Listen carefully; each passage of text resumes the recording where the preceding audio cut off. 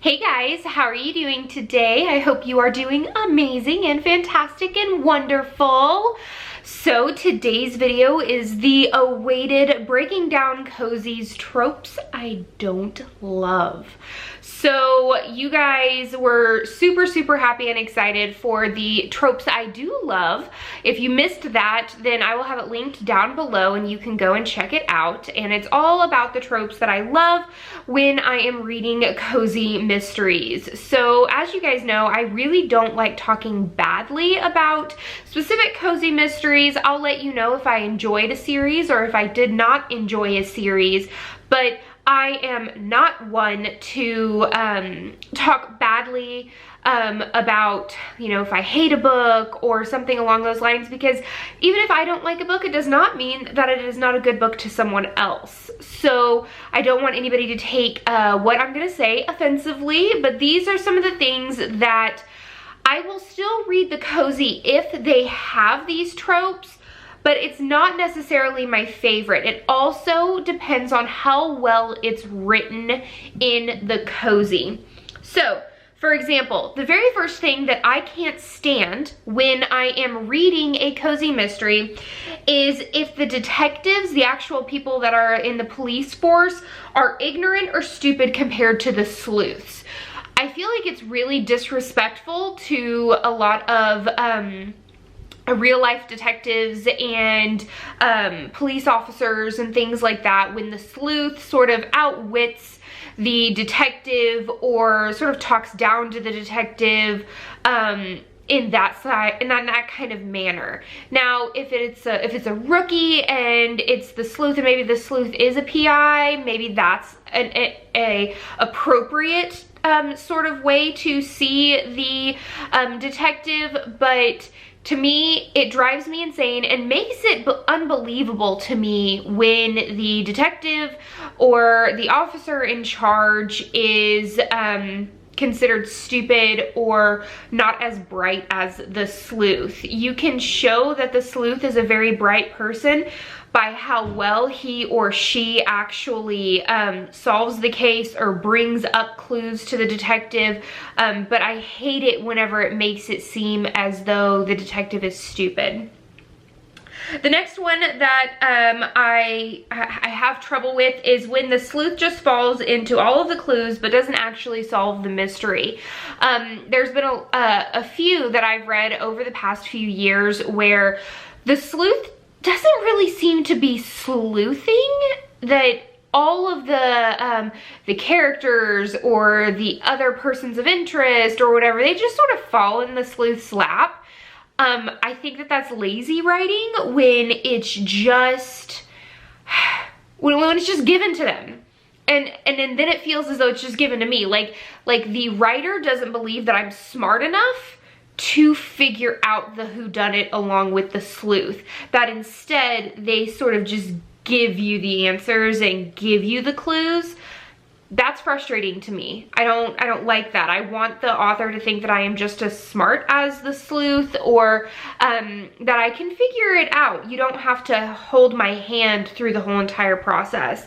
That's just me as a reader. I don't know about you guys. The next one is most love triangles.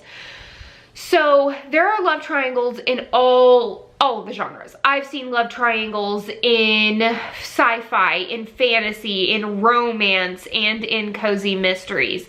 Sometimes it's written correctly where it sort of makes a little sense being tied between two different people. But it starts getting in my way if the sleuth doesn't pick by like book like 2 or 3 and it seems like the relationship that she's building with these two people, or he is building with these two people, is overshadowing or getting in the way of my mystery, that bothers me. I'm not the biggest fan of that.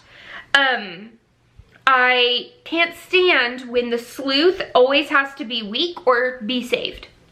Like, it's like they accidentally get into this little tiff or in a rocky position, and instead of letting the sleuth sort of figure it out on their own, they're sort of saved by the officer. Now sometimes the author does it really, really well, and like I'm on the edge of my seat. Is she gonna get out of this? Is she not gonna get out of this?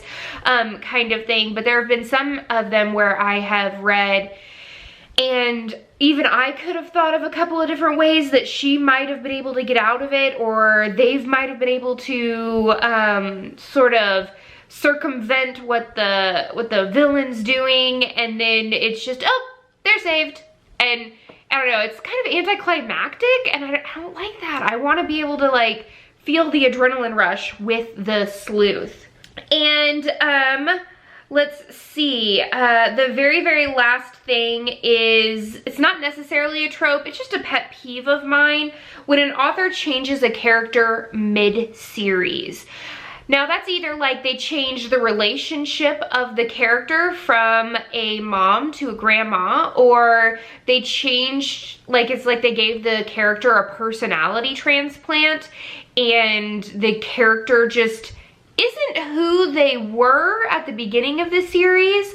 I feel like it is very, very hard to be an author and to keep up with all of your characters and things like that. But if you can't keep up with a lot of your characters, then, you know, have like a journal that you write down all of their names in and their relationships. Like when I teach my kids how to write their own stories, they make a family tree. Like, it's really important to make sure that you remember who all the characters are, what their personalities are like throughout the series, and because it can be really, really confusing to the reader. If I'm binge reading a series, that means that I am really, really into the characters. I will remember most things about the characters, their flaws, their characteristics, things like that. And I understand that the authors don't binge read their own books, so it might not seem like that big of a difference whenever they're writing between stories, but it can be pretty discombobulating, and it like sometimes it even makes me feel like, did I make that up? What was that person really this person? And then I, of course, have to put on my sleuthing hat and go all the way back into the other book to be like, okay, who was this? Oh, no, I was right. Oh, okay, that sucks. Because, I don't know, it just sort of takes me out of the story. So those were some of my tropes that I am not the biggest fan of when it comes to cozy mysteries. What are some of the tropes that you can't stand? It doesn't necessarily have to be in cozy mysteries. And what other things do you want me to break down when it comes to cozies? Do you want me to break down the different types of sleuths, maybe the different types of side characters? Let me know. I am really digging this series. I hope you are too. That's the end of this chapter of Courtagonist. Please give this video a thumbs up and subscribe if you haven't already. And until next time, guys, happy reading. Bye.